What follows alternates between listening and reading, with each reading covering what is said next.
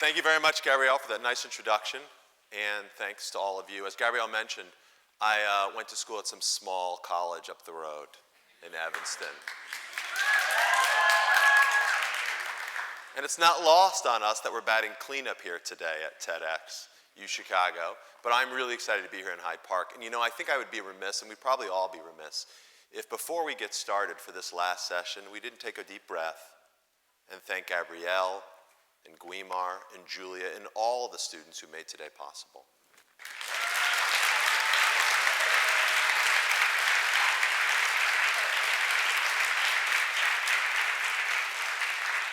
So what I'm going to talk about today is charting the impact economy. Now this might not be a term that you've heard before, but you will, because I think this is the most singular important transformation of our economy today. Its transition into an impact economy. Now I'm sure many of you recognize this man, fashion icon, trailblazer of the runway, Milton Friedman, who had a side career, I think, here at the University of Chicago, really as one of the most important economists of the 20th century. And in 1962, he wrote a landmark book called Capitalism and Freedom, in which he wrote that the role of government in the marketplace is to create a monetary policy, to enforce contracts, and to support and encourage competition. And that's it.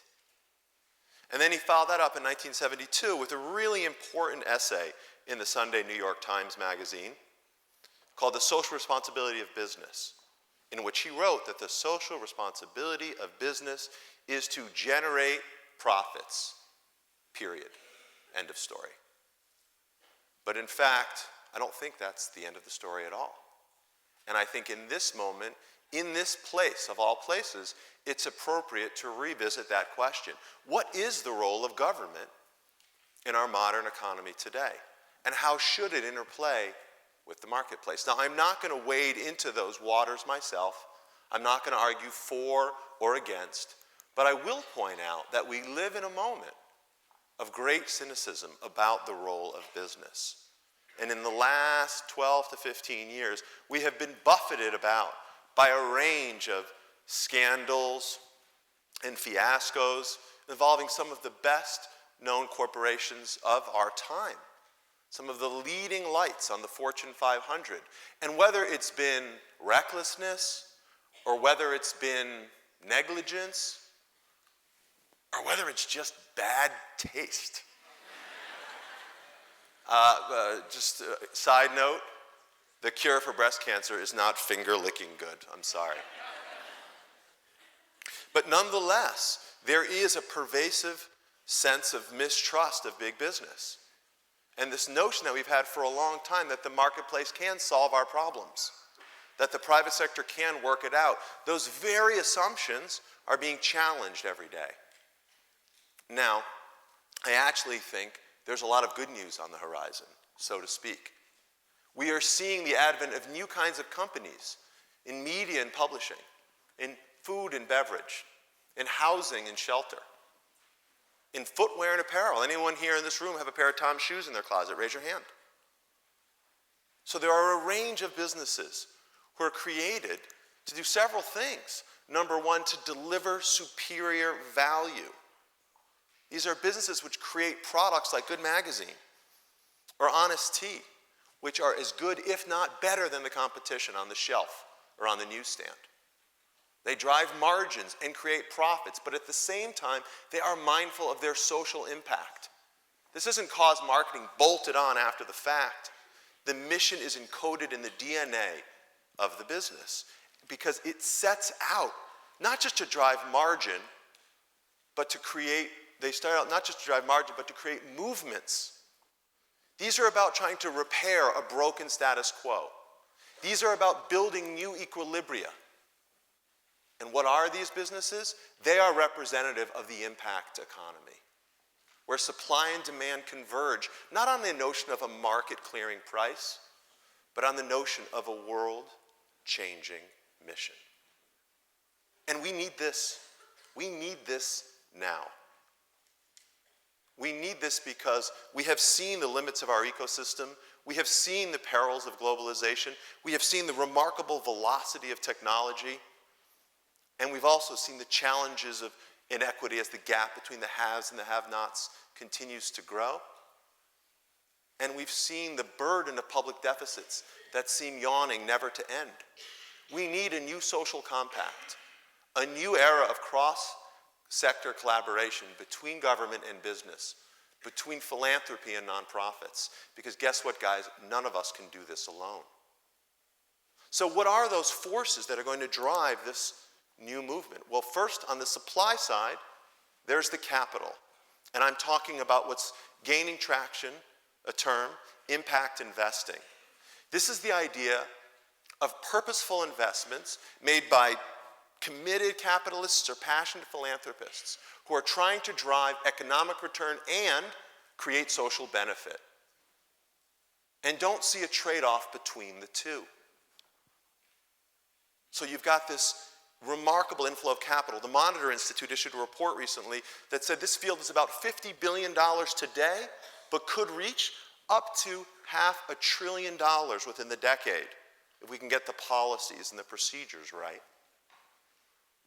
And in fact, JP Morgan last December issued a report with the name of their head of finance on the masthead, talking about impact investing as the next asset class for managers to be looking at. Both a little scary and a little exciting. Now, this capital then flows into the demand.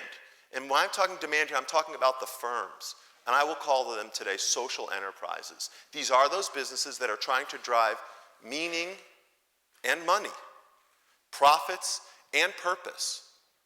And my personal experience tells me you do not have to have a trade-off. In fact, you can get a more durable value proposition. You can drive toward competitive advantage when you can bring those things together. And there are an increasing number of examples. One I'll point out quickly is this business, Zipcar. I know they're here on campus. Who here in this room has used Zipcar? Raise your hand. So Zipcar is a remarkable business. Now, it's been around for about 10 years. It's not exactly new, but it is exactly the kind of disruptive business model that will power the impact economy. It's not renting a car. You can go to Hertz or Enterprise for that. This is sharing a car for a half an hour or maybe an afternoon. And the economics of that are better for you, the renter, the sharer, and guess what? It's better for the planet. They say there'll be something like, are you ready for this? 500 million cars on the road in China alone by 2050. Almost the same number in India. If we're going to, I don't care how many of them are Priuses, if you will. If we're going to solve this problem, we need disruptive models like this that take cars off the road rather than putting more cars on. Zipcar is not just a fanciful idea. Last year they did about $190 million in revenue, and just last week they had a successful public offering on the NASDAQ. They opened the day at 18, they closed the day at $28 a share. Not bad. Raised $175 million. Their market cap is now a little over $1 billion. And maybe they set the table for some other IPO, that's some Chicago company, some online coupon kind of thing. I've heard a little bit about that. Well, what's making this work now is this demand is meeting the supply, but we need to make sure that these capital markets function effectively, that the gears underneath the system help it to continue to grow and to go effectively. Now then the question becomes, how can that happen? Well, I would argue here today that government has a role to play, a constructive role, a facilitating role, an important role. If we don't get this right, we miss an enormous economic opportunity, and frankly, guys, we miss something even bigger. We miss what might be the biggest challenges, answers to some of the biggest challenges facing humanity. Now again, if you think you don't like government, if you think government doesn't have a role, I think we can just look to our recent memory and see what happens when the regulators take their hands off the wheel or when the air traffic controllers fall asleep in the tower. Right? Now, there's an interesting analog here if we just look at the world of international trade. I don't think there's anyone in this room who would dispute the importance of exports, and the data backs that up. But businesses here in this area are some of the most successful exporters in the country, Last year, we had $1.8 trillion in exports to markets around the world. This is the fastest growing segment of our economy today, growing much quicker than domestic consumption. And how does it happen? Government's involved, guys. Like it or not, for better or worse, it's been a commitment by government to make sure that they could create the conditions in which international trade could succeed. It started with Franklin Roosevelt. Now, international trade is timeless, but FDR in the 30s created something called the U.S. Export-Import Bank to provide capital to businesses who wanted to export but couldn't get the commercial credit because of country risk or credit risk. So banks had tightened up the spigots, weren't getting money out. Does that sound familiar? Today, last year, EXIM provided loans and some equity, $25 billion, contributing to hundreds of thousands of U.S. jobs. EXIM works. We've had presidents on both sides of the aisle for decades who've maintained a commitment to free trade and who've worked hard to open up markets for U.S. firms. Even this president has used the power of his office to advocate on behalf of commercial interests, to create opportunities for U.S. companies trying to access once closed markets like China or India or others. So what is government doing in this case? It's not prescribing solutions. It's creating rules of the road in which firms can succeed, in which investors and entrepreneurs can thrive. And that's what the impact economy needs. It needs rules of the road. Now, mind you, the government, when they get involved, it's scary, right? Markets are complicated. They're interwoven. Unintended consequences often are the result of even the best intentions. But the fact of the matter is, government doesn't tell us, doesn't design our cars for us, doesn't tell you what kind of vehicle you have to take on the road, though I wouldn't get on the loop on a Segway if I were you. But government doesn't tell us exactly how fast to go, doesn't dictate our route. What government does is it takes simple steps to ensure that you can get to your destination in the manner of your choice. That's what we need here for the impact economy, so it can reach the heights of the export economy that I just mentioned. So let me give you a couple thoughts on the role that government could play. Number one, encouraging standards, helping to facilitate the adoption of common metrics. Now, mind you, we know what happened when the government told us we had to go to the metric system. Remember how well that worked out? How many kilometers did it take any of you to get here today? But it can play a role, if not to pick the winners, to allow business to self-regulate and to support that process. And guess what? In the world of social good, it's already happening. I don't know whether you've heard of it or not, but I think one of the most important phenomenon in the capital markets of the impact economy today is called GEARS. It stands for the Global Impact Investing Reporting Standard. Think of it, for those of you who've taken your accounting classes in the room, as GAAP for good. In this country, now some of you may say, you can't really calculate social good. It doesn't make any sense. How can you say one thing is better than the other? How can you say one business generates more good than another business? Fair question. Guess what? The same questions were asked 70, 80 years ago after the Great Depression. We didn't have common accounting standards in this country. And the generally accepted accounting practices emerged as a result. So we could compare the profitability of firms in different industries, different categories. That's what GEARS does. A common set of metrics to evaluate firm performance, an audible means to determine the social good that a business creates, and it's developed by a standard-setting body. Academics, business people, nonprofit types work together collaboratively to update and iterate that standard. And it's not just an idea. It's not just a theory. Late last year, 25 private equity firms, representing about 1.2 trillion assets under management, announced that they were going to use GEARS to rate the firms in their funds. So suddenly we have something happening here, something taking steam. These are hundreds of companies that are invested in across 30 different countries. Standards matter. We manage what we measure, and social good is on the verge of an important breakthrough, and government should support it. Now, government also typically does a pretty good job in helping us find our way onto the highway, right? Creating those entrance ramps. Government can do that here by facilitating the access of entrepreneurs and investors to gain entrance into the impact economy. And in this case, it really means capital. How many of you have tried to get access to capital for your small businesses or your ideas? It's hard, isn't it? It's not easy, particularly in this climate today. Government can help, and it has before.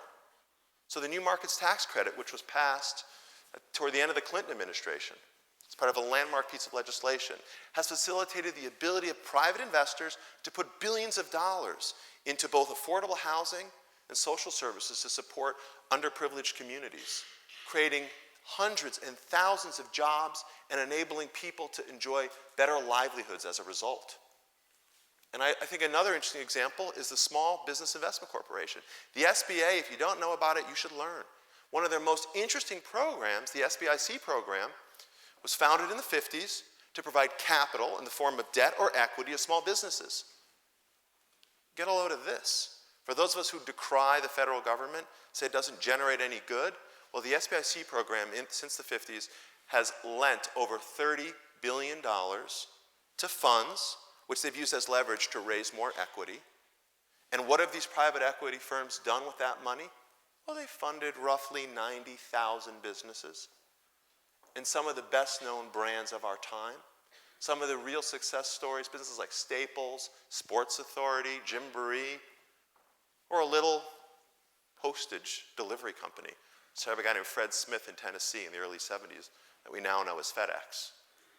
Or two hackers named Steve in some garage in Cupertino, California. The government facilitated their access to capital, and we need government to do the same to support the impact economy today.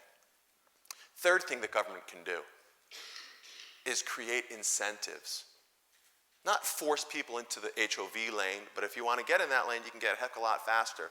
That's my life on the 405 freeway in Los Angeles every single day. But it works, and incentives can be very powerful. And I'll tell a quick story to make that point. Matt Kopax, Midwestern kid from Wisconsin, from rural Wisconsin. After he graduated from Madison, he joined the Peace Corps, served in Benin, went to Washington to work as a public interest lobbyist, and then ended up going to Yale School of Management to earn his MBA.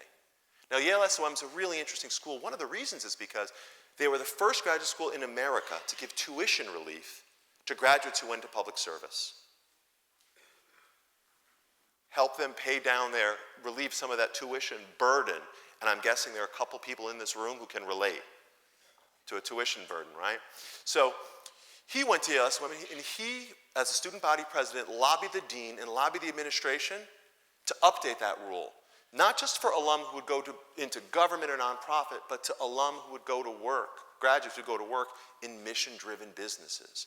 Businesses that are trying to drive meaning and money, trying to make a social impact. In 2008, Yale SOM was the first graduate school in America to give tuition relief for graduates who indeed chose a path of purpose-driven business. Graduates who went to work for certified for-benefit corporations, or another form called L3Cs. In fact, Matt was then the first graduate of Yale SOM to go to one of those companies. He joined a small software business in the Research Triangle in North Carolina called iContact, about a $40 million revenue company, about 750,000 customers, looking at a public offering next year. Hi, Gabrielle. So I seem like all those musicians got a lot of time. I'll say in closing, there's one more thing we do need to think about, which is government also needs to erect the guardrails to protect the interest of consumers. We see what happens when, again, the regulators fall asleep at the wheel, and preserving and protecting the public interest is vital. If we can create the conditions in which business can succeed, if we can clarify the market with a mix of incentives and protections, allow the social entrepreneurs in this room and the would-be impact investors in this room to thrive, the last thing government has to do is stand back and let this impact economy change our lives for the better for generations to come. Thank you very much. Terrific. That was great.